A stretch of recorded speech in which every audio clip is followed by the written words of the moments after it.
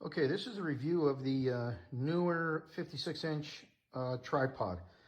This is the box that it came in. The color is black. I guess it comes in red and blue, not too sure, but I chose a black one. Purchased this on Amazon. You really can't beat the price. This was only $17.91. How can you go wrong for 18 bucks? This is the basic instructions that you see, and the serial number on this Neewer tripod is Sierra Alpha Bravo 234. Now, let's start out with the basic functions of this tripod. This tripod actually, I believe, is very well made. For 18 bucks, how can you go wrong? Normal tripods that are actually pretty decent usually start out at about 50 bucks. The reason why I purchased this tripod is that I needed an extra tripod for when I go shooting to mount a chronograph on. The features that are on this thing are basically pretty easy to use. Everything that is on this thing is righty-tighty, lefty-loosey. As you can see, this pivots this way and this way for locking mechanism. This keeps it from going up and down this way. And when you loosen it too, and loosen this, as well as this knob, you can actually turn it every which way in motion that you want. This little lever right here, when you loosen it, actually turns this directly so you can take vertical pictures. You flip this back down and it's horizontal. To lock it in place, you turn this little screw here clockwise and it prevents it from popping up. This individual thing is a mounting plate bracket that is spring activated to pop this on and off. I haven't spoken to the Nuvo system to see if they actually sell extra mounting plates. Oops, sorry guys, let me try to get this back in place here with one hand. Excuse me. There we go. But basically additional features that actually has a level on, which you can see the level right there is actually pretty almost spot on. One of the things that really makes this thing very easy to level is that it has these ball joint pegs at the end of the leg. Obviously has telescopic legs that you just flip this lever, slides out. You can make it as high as you want. Also has the support center pieces, basically that moves this up and down when you're packing it. Has a nice little handle to carry, which I've never seen on a tripod before. And I just basically threw this on the carpet, and you can see how level it is basically because of these legs here. This is the individual hand crank, and obviously when you turn it clockwise, it actually makes the arm go up, and when you turn this and crank it down, it makes it go down, obviously for the full 56 inches. One thing that I do not like, but it's very easy to fix, is obviously this hand crank. I don't want to be on this side of the tripod when I'm looking this way. So obviously I'm going to turn it this way, where this little carrying handle right here can basically just push down to the center of this rod. That way it's out of my way.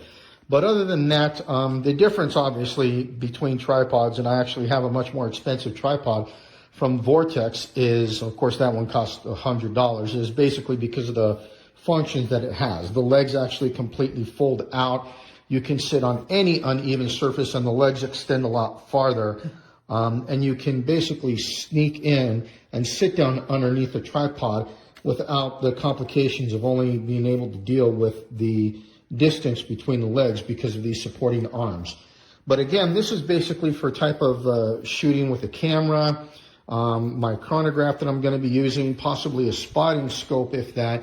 But one of the main reasons too why I got this is because of the hook on the bottom. I could put a backpack on this thing and this tripod's not going to go anywhere. Again, I don't know if I mentioned this lever. This is actually, again, everything on here is righty-tighty, lefty-loosey to adjust the hand crank, which folds up and down, again, clockwise to raise it up, counterclockwise to bring it back down. But everything folds up also too in this nice little case that they've provided. Looks like it's plastic lined on the inside to provide some type of water protection on it. Also has basic standard, I think this is 1/4-inch threads, and the little spring activated nipple to sit on the inside of the indentation of your camera or whatever else that you're mounting on this thing. So overall, for 18 bucks, literally, how can you go wrong with this thing? It's very well made. It's obviously very thin aluminum, but I mean, it is strong, it's sturdy, and again, you can't go wrong for 18 bucks. Normal tripods that are at least somewhat halfway decent, as what this one is, usually start out at $50. And I was lucky enough to get this on Amazon for 18 bucks. So Me personally, I've already used it a few times. I actually recommend this Neewer tripod. Wherever it's built, probably China, I don't know.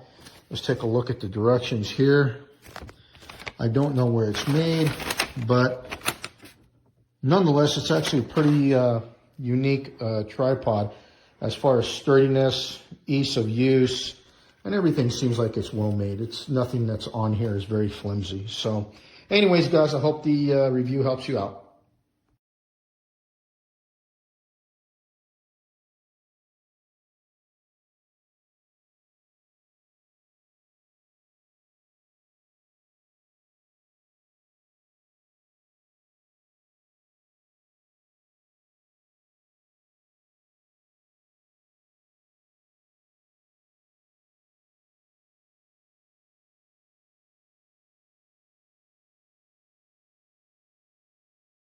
Es un producto bastante bueno, viene en este empaque, es para poder cargarse, viene dentro con su bolsa para protección,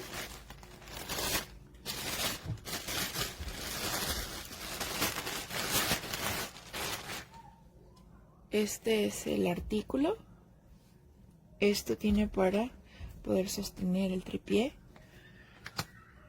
Realmente las patas son bastante largas.